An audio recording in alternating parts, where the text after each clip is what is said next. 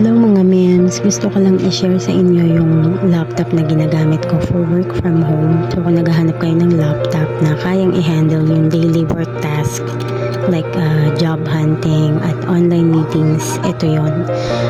Nakita ko tong Lenovo i5 laptop na may 8GB RAM at 236GB SSD.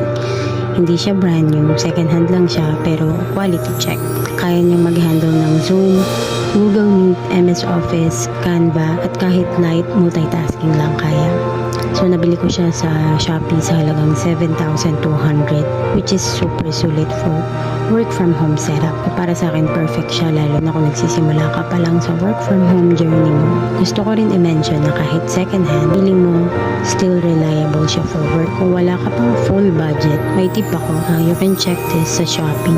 Pwede rin siyang i-pay later. So kapag may trabaho ka na at may kinikita ka na, pwede mo na siyang fully bayaran o kaya mag-upgrade ka na ng bago sa future. Yung link ilalagay ko na lang sa baba kung gusto nyong i-check. Sana makatulong itong tip ko sa inyo sa paghahanap ng laptop for work from home para sa mga moms na gustong magsimula pa lang.